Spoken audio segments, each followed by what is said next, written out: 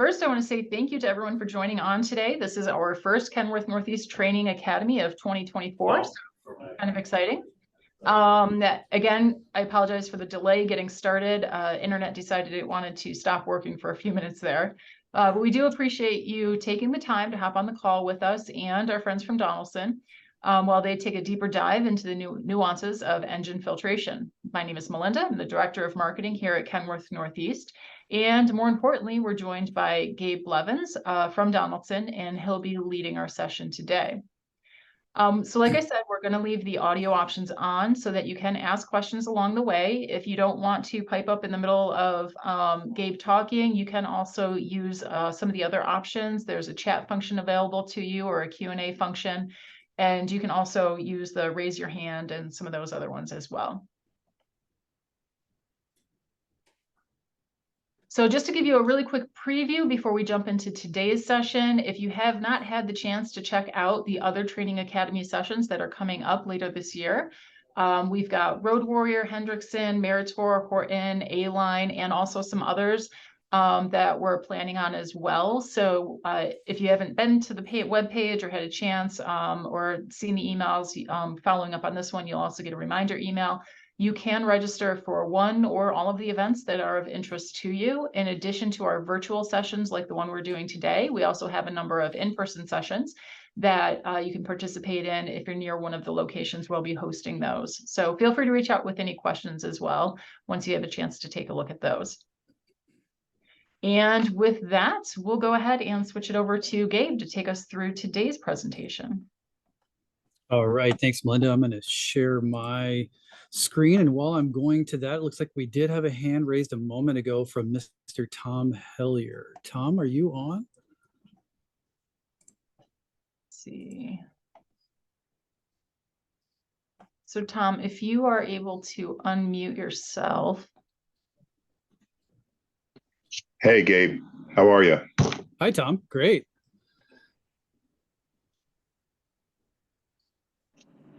And Tom, did you have a comment you wanted to throw in? I saw your hand was raised.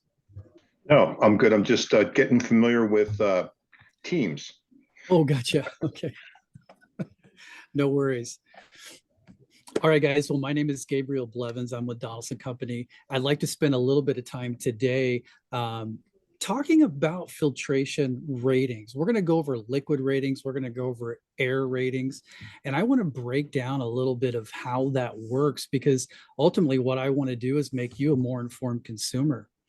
I believe, like the quote says on the screen, learning filtration language will help you make more informed buying decisions. And I want you to make good buying decisions when it comes to protecting your equipment, because that's really what this is all about. That's what we're in business for. We're in business to make filters that protect your equipment. So I'm a little passionate about it. You could even say nerdy about filtration and protecting engines. So I want to arm you guys with some good information today. So as we go through this, just as Melinda mentioned, you can feel free to take yourself off mute and ask me questions at any time. I'm here for you. This is your time. So please interrupt me, ask me questions. Let's take care of it that way. Okay, let's get to that question that Melinda put out there. And I noticed that we were just a slight majority of people said that they actually look at filter specs, and quite a few actually consider name brand. So when we're talking about choosing the best protection for an engine, we do have some options here. Price, nobody said price, and that's great, because we can't always assume that the highest price filter is going to give me the best protection for my engine. Name brand, again, we had about a 60-40 split there. So name brand, you actually cannot always tell by name brand. I'm even going to have some situations where some of my competitors are going to make a better filter than me. It does happen sometimes. So what about performance specs in the catalog? Well, this is the correct answer, because the only way to tell how well a filter is actually doing the job of efficiency, that's what we care about. It's how much contaminant goes in versus how much contaminant comes out and onto the engine. That's the efficiency rating. And the only way to tell good the efficiency is in the published specs. And the published specs, they're not always consistent because every manufacturer chooses their own way to do it. I'm going to go over some of that today and help break down a little bit of that confusion. But to get started with, I want to talk about some engine design changes that have happened because newer engines, as you folks know, face some real challenges because emissions regulations have made it so that engine manufacturers have had to make some serious design changes to meet emission standards and fuel economy standards. So let's get into that a little bit. So I've broken it down to, older engines versus newer engines, and that's pre-2007 versus newer engines that are high pressure common rail. The fuel system itself has been overhauled. So injectors now are running pressures up to 40,000 PSI. That's really high pressure to get a better combustion process, again, for that engine to burn more efficient.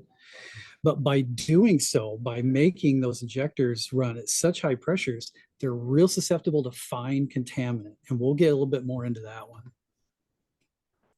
Exhaust after treatment systems have been added. So that, of course, is to clean up all the unburned hydrocarbons. So cleaning that air that's coming out of the exhaust, very critical. But those exhaust after treatment systems that have been added, they're big, complex systems, very expensive, as you know, raise the price of entry on newer engines. The fuel itself has changed. So the industry's gone to ultra low sulfur diesel because it's a cleaner burning fuel. And then in some cases, the addition of biodiesel. So some regions across the US have biodiesel mandated at certain levels. Some regions don't have the mandate, but it looks like it's coming soon. And if I'm not mistaken, up in your region, I believe there's some mandates that have started this year or are due to start this year, where you're going to have some addition of biodiesel.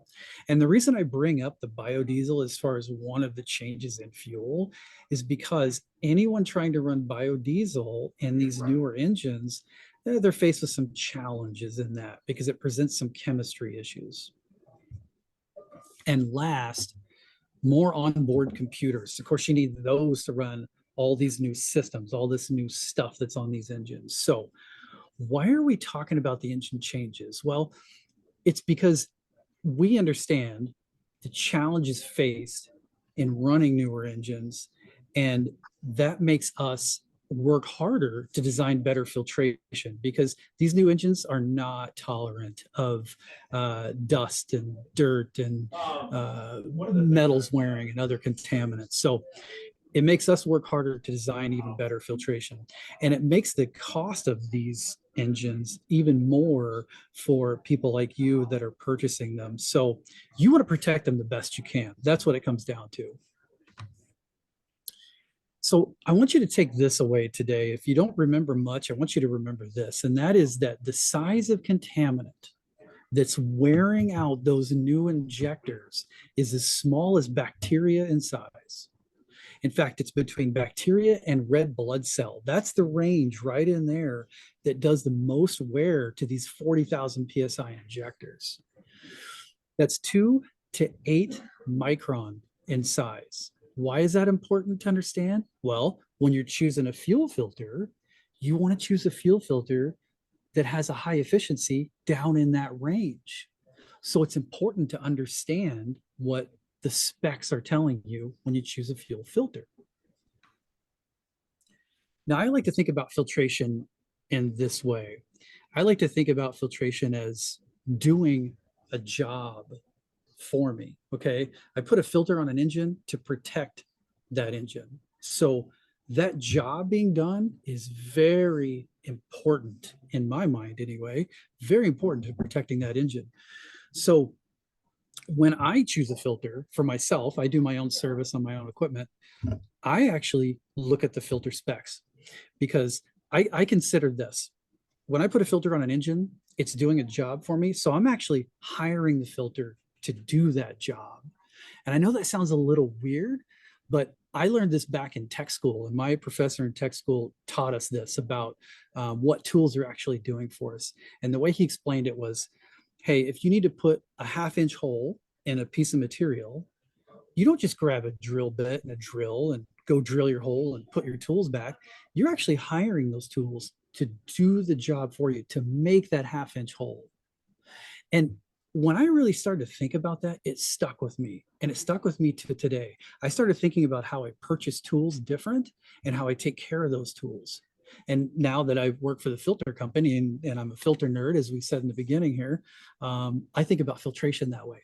So I'm actually hiring the filter to do a job.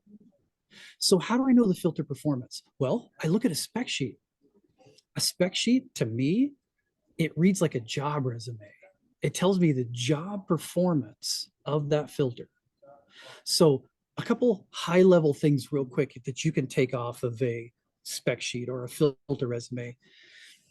Number one, what's the job performance? And that's going to be your efficiency rating.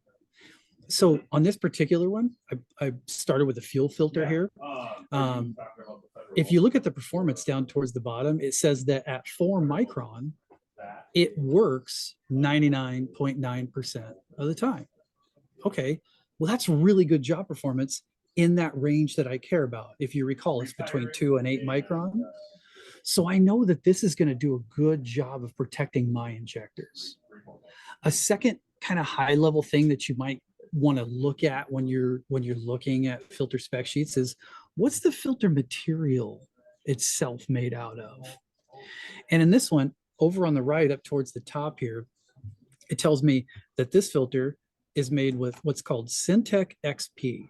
And I'm just kind of highlighting that with my pointer here, Syntec XP. And what that is a really good synthetic media. So if I'm ever comparing filters side by side, and one of them is made with a cellulose media, which is a paper-based media, that's the cheaper material, and one's made with a synthetic media, well, the synthetic's going to give me some performance advantages.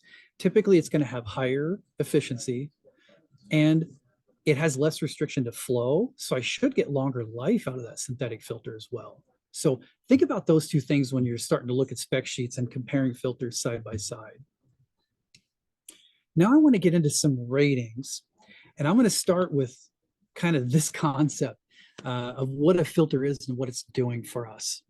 So at this point, you're probably wondering, why am I looking at chickens on a screen? I'm here to talk about filters. Well, if you think about it, that chicken wire that you see on the screen here, that's actually filtering my chickens, okay? It's actually keeping my chickens from getting out. It's doing a second thing. It's actually filtering out predators as well. So if you think about it, that chicken wire is acting as a filter, and it's keeping big stuff from moving from one side to the other because I don't want them to get through. But it allows smaller things to get through that sometimes I want to get through or I need to get through. For example, I can feed the chickens through the wire. My chickens can get sunlight and oxygen, which they need to survive, right? So it's engineered to do a specific job of filtration. Keeps the big stuff out, lets the little stuff through that I either need to get through or don't care about. If I over-engineer that chicken wire and I make a sealed box, well, I'm going to kill my chickens inside, right? So when we design a filter, we're doing this stuff, but on a microscopic level. So I'm going to get into some liquid filter ratings now, and we're going to talk about different particle sizes. And liquid filters are rated on something called micron sizes. Well, what's a micron? Let's do some scaling before we get into it to help it make sense. 1 micron is a millionth of a meter. It's too small to comprehend what that is without understanding a little bit of the scaling. So if you take a look here, 100 micron is about the average size of a grain of table salt. 80 micron, well, that's a really thick human hair. 40 micron, this is where it gets interesting. 40 micron is the lower limit of visibility. That's the smallest we can see with the naked eye. So below 40, I need some sort of magnification. But guess what? Almost all liquid filters are rated at sizes below 40. So we're talking about stuff we can't see, right? That's what makes it a little difficult to kind of comprehend what these sizes mean. And then just as a reminder, going down there towards the bottom, bacteria and red blood cell size, that's 2 and 8 micron. That's actually the size of contaminant that wears out injectors now. So we care about those sizes in fuel. Let's talk about the lube circuit for a minute.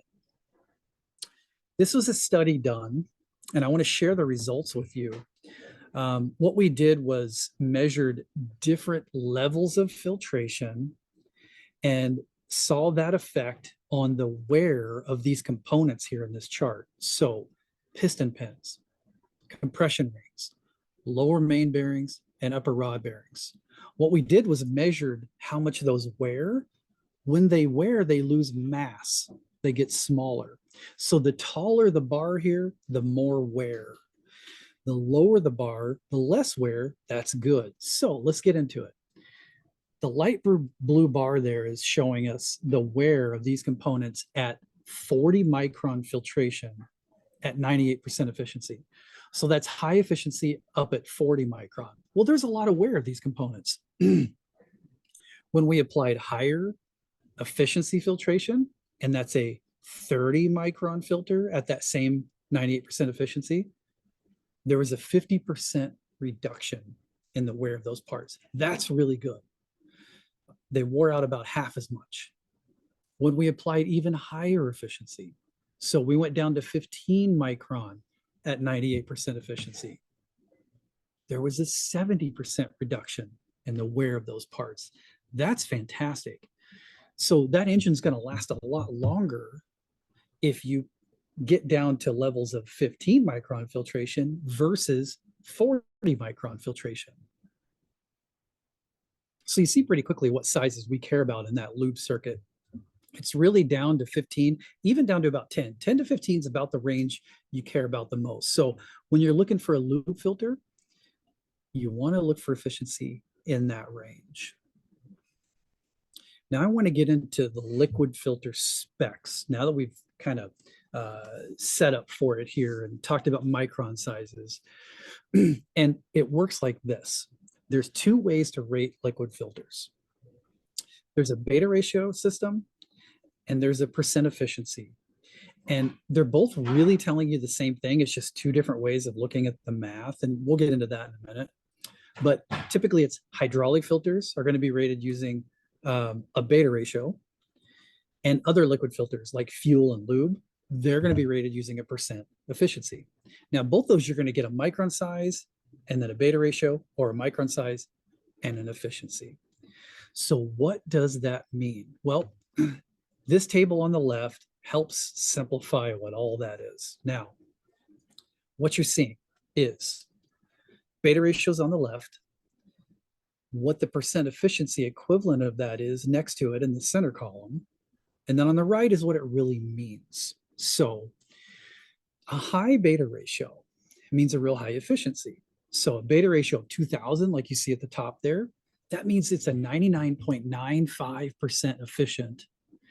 What that's telling you is that whatever particle size you're looking at to get that rating, for every 2000 particles that go to the filter, only 1 makes it past. Look down at the bottom for a moment. A beta ratio of 2, well, that means only 50% efficient. That means for every 2 particles that go to the filter, 1 makes it pass. Hope that makes sense. Look over on the right for a second at that graphic, because this is really where these numbers come from and how it's determined. So the way this is measured is a filter goes on a test bench, oil is pumped through the filter, contaminants added into that oil at a known concentration. Then there's particle counters. Particle counters upstream and particle counters downstream of the filter. And what they do is they count various particle sizes going in and those same particle sizes going out. And then, so they count them and they measure how big they are. And they tell you how many went in and how many went out at all these particle sizes. So in this example, like you see here on the screen, we're going to measure this filter's ability to stop particles that are 5 micron size. So little tiny particles.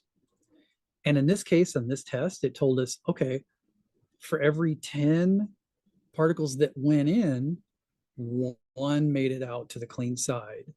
That's at that 5 micron size. So what I do is I take my upstream divided by my downstream. 10 divided by 1 is 10. So that's a beta ratio of 10 at 5 micron. Makes sense?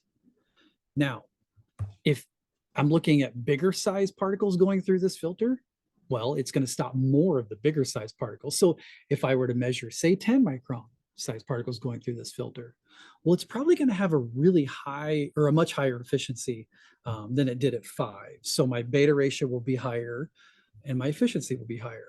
And then if it's smaller than 5 micron, well, my beta ratio will be lower and my efficiency will be lower. So that's really all you need to know about beta ratio, is just understand that the higher the beta ratio number is, the higher the efficiency of that filter at that size that it's rated at. Now, there's a couple more ratings. I'll ask you guys a question first, see if anybody can get this. There's a rating called absolute. And here's my question to you. If you look at a filter rating and it says 12 micron absolute, is anybody brave enough to go off mute and tell me what they think that means?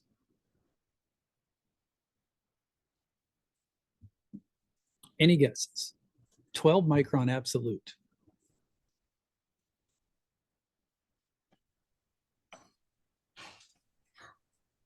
Maybe that nothing gets through. Oscar, great answer. So nothing gets through at 12 micron or bigger, maybe? So that's what most people think it means. And that's very logical, because when you look up absolute in the dictionary, it means all of something. However, here's what it means in filter ratings. It actually means this, that it's a beta ratio of 75, or it's only 98.7% efficient. Now, real quick, why the confusion here? Because absolute should mean all. And Oscar, you're thinking very logically about this. Here's the reason for the confusion. That's based on a really old industry test standard that's not used anymore. So the industry's gone to new standards that are more accurate. And in the old standard, it did mean 100%, but they weren't that accurate. So when the industry went to new standards, again, that are more accurate, that old data translates to new data of, it went from absolute down to 98.7%. So why am I bringing this up? Why do I care about absolute? Well, I want you to understand what it means, because sometimes that's used in filter ratings.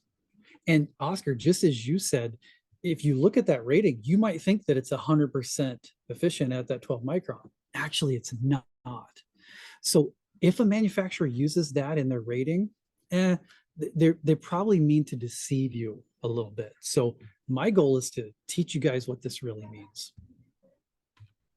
Nominal, there's another one I want to bring up. Nominal really means 50% efficient, or that's a beta ratio of 2.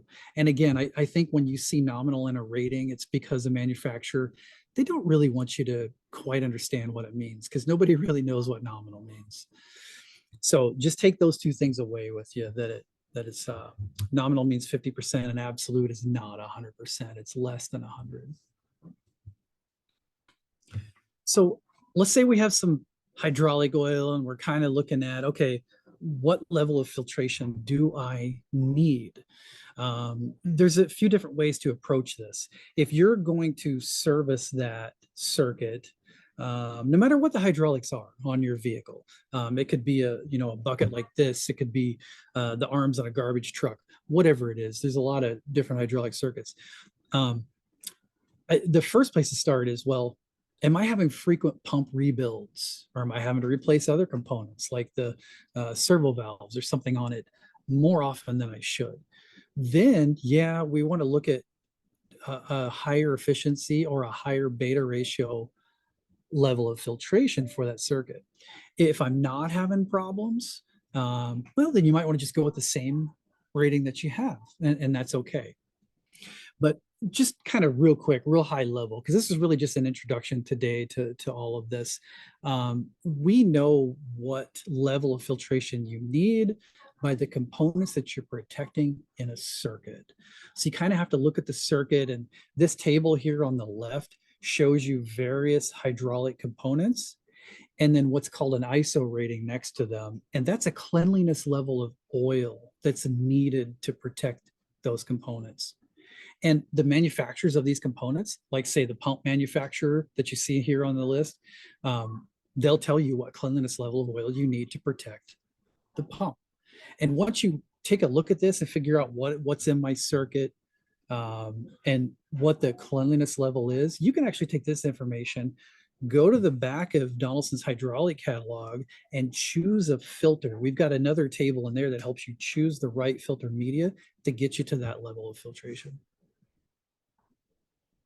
So let's look at some spec sheets here for a minute. Now we're talking real world. What does a real spec sheet look like? Well, if I'm looking at a hydraulic filter, what I'd like to show you is how Donaldson rates our hydraulic filters. First of all, we like to teach people what beta ratio means. And now that you guys understand, we actually rate our hydraulic filters at beta 1000.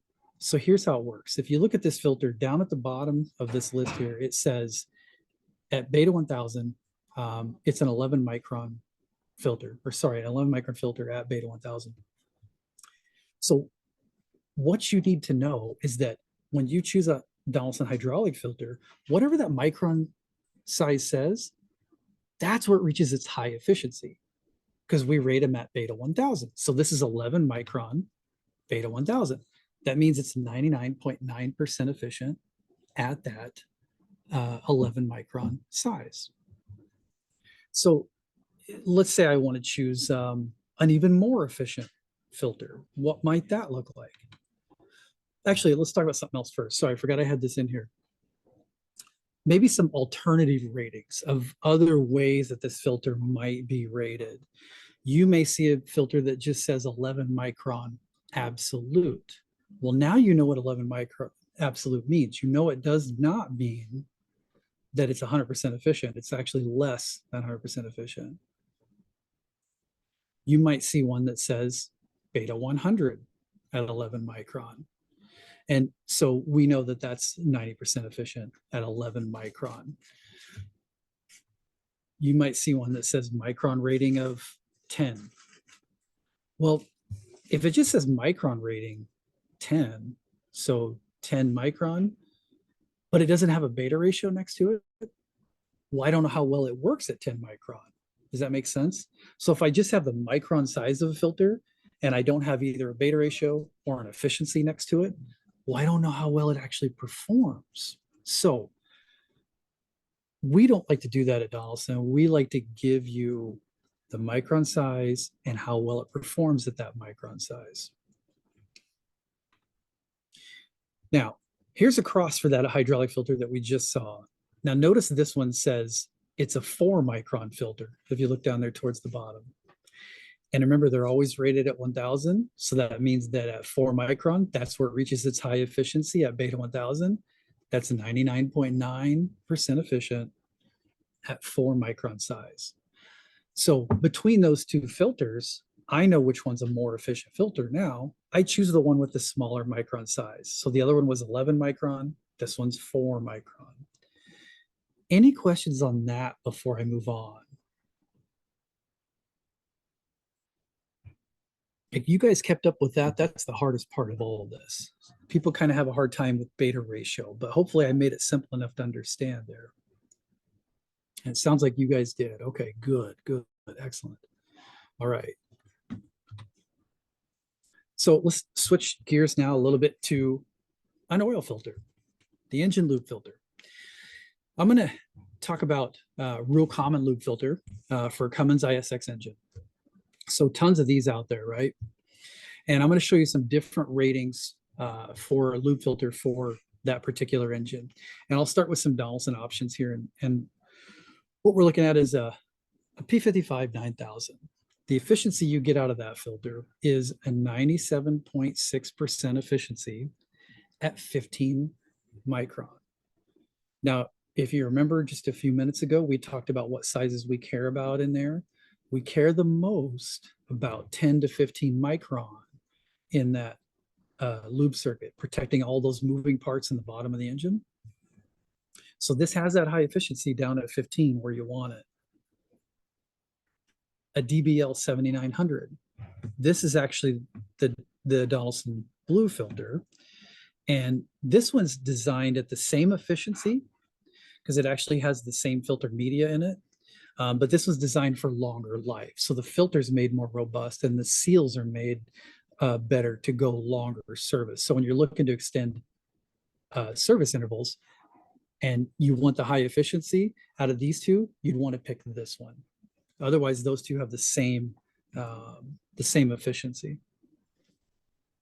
Now, some other ways that you might see filters rated for this very engine. Some of the competition is going to rate them at 99% at 30 micron. Okay, so it shows a higher efficiency, but that's also at a bigger size particle. When you take those competitor filters, and there's more than one out there that rates them at the same way. When you take those competitor filters that are 99% at 30 micron, but you actually measure their efficiency down in the size you care about at 15 micron, 10 to 15, here's how their efficiency drops. It actually drops down to 75.6%.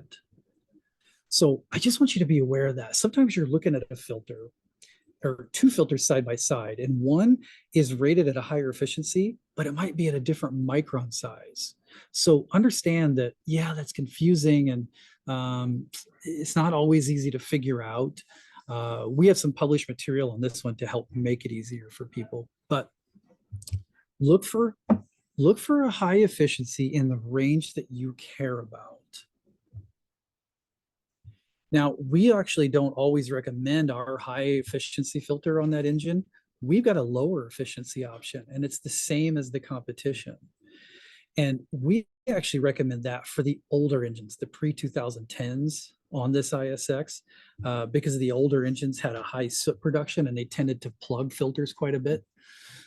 So we actually recommend running the lower efficiency if you're running one of those older engines. So not only consider, that 10 to 15 range, but consider, is it a newer or older engine? Hope that makes sense, and I hope that helps.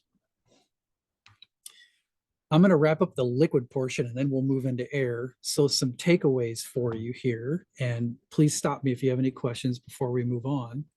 But remember that most contaminant, it's microscopic in size. So understanding filter ratings is critical to comparing performance.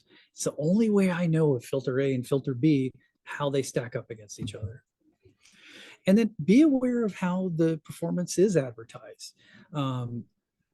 The industry does not have a standard for how you report out the performance, only how you test the filter. So you're going to see different options on how filters are rated. So absolute, it actually means 98.7%, or that's a beta ratio of 75. So it does not mean 100%. Just be aware of that. And look for a micron size and a beta ratio, or the percent efficiency next to that micron size. Because if you just see a micron size, remember, that doesn't tell me anything. It doesn't tell me if it's highly efficient at that micron size. It's just a micron size. And finally, take this away. Remember this, the challenges with modern fuel injectors, it's particles down as small as bacteria that wear out those injectors now. So high efficiency fuel filtration has never been as critical as it is today. All right, I'm going to move into air. Any questions before we move on?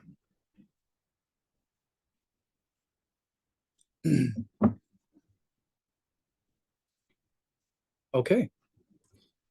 Let's talk some language of filtration with air filtration now. So here's a concept I want to start with. For every gallon of fuel burned in a modern diesel engine, you're pulling in up to 20,000 gallons of air for that combustion process. That's a big ratio. Now, why do I care about that? Well, that mass volume of air being pulled in always when the engine's running, that's a big opportunity for contaminant to be pulled in.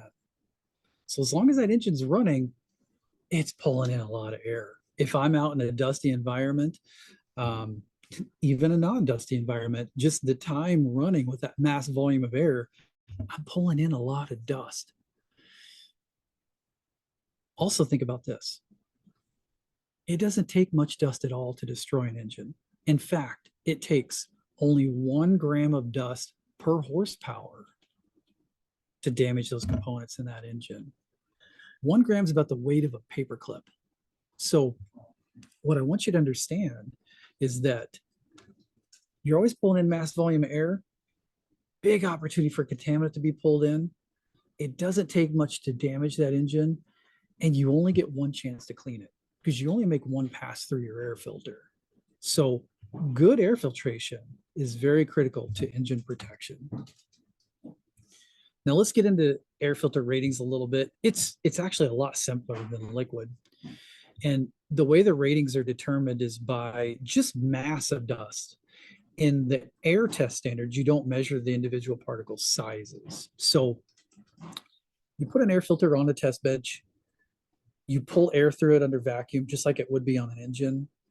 You inject dust into that airflow, and then the filter is going to catch a bunch of dust. Whatever makes it past gets caught on a secondary filter that's on the test bench. And that secondary filter helps us account for all the dust in the system. So the filter we're testing and that secondary test filter on the bench, they're weighed before the test and after the test. And so we know for how much dust went to it, how much made it past throughout the time of the test. So that's how efficiency ratings are determined in an air filter, as well as capacity rating. And capacity is simply how much did it hold. So you weigh it, and that capacity rating is how many grams of dust it was before it plugged up. Now the ratings on an air filter, they get kind of interesting. When you look at filter ratings, they might look very similar, and I'm going to show you some examples of that. But the difference it makes into actually protecting the engine is pretty incredible. So these little dust vials here, to help you understand, they're about the size of your pinky finger for scaling, so you can figure out how much dust you're looking at here. And what they're showing you is how much dust makes it past the filter for every kilogram of dust that goes to the filter. So that kilogram of dust is after about 100 hours of operation.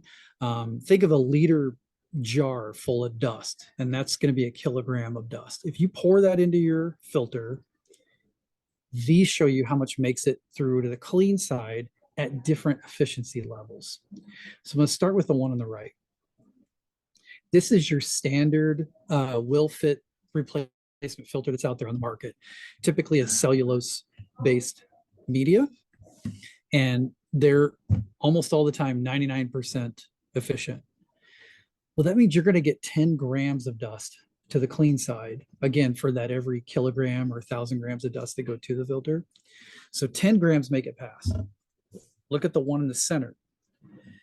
This is what Donaldson's standard cellulose media does. So this is our cheapest paper-based media. Our efficiency starts there at 99.9%. And you get only 1 gram of dust to the clean side at that efficiency. So take a look at those two. It's kind of interesting. I went from 99% to just 99.9.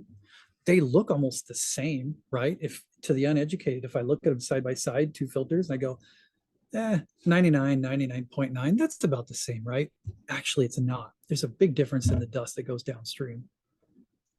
And then finally on here, the Donaldson blue filters, if you've ever heard of those. That's our synthetic grade, our ultra web media. And our efficiency there starts at 99.99% efficient. That's only 0.1 gram of dust to the clean side. And we have higher grades than that as well that we use typically in construction and ag environments. That's our even higher efficiency where you get 0.01 gram of dust. And that's actually too small to even measure out for these dust vials. So that's where Donaldson blue media gets into on efficiency. Now, I've got a short little video clip here. It's only a couple minutes long. It's going to wrap up this efficiency talk. This is focused on liquid filter ratings. So I'm going to play this. Melinda, let me know if the audio is okay. If you don't mind for just a minute, I don't think the audio is gonna work. It's not working. No, there's a setting. I didn't know that you had a video in here, and there's a setting I have to set up ahead of time for video. Okay, I apologize for that. That's okay. This was just a summary of liquid filter ratings. You know what? I can include this video in the follow-up email for everyone too. Okay, yeah, sounds good. It links right to our YouTube channel. So I'll give that to you and you can send it out as a link. Okay. Yeah, fantastic. Thank you for that. Well, that's what I had for you on filter ratings today. I wanted to give you an overview, kind of the building blocks of looking at filter ratings, what some of those terms mean. It's what I call language of filtration.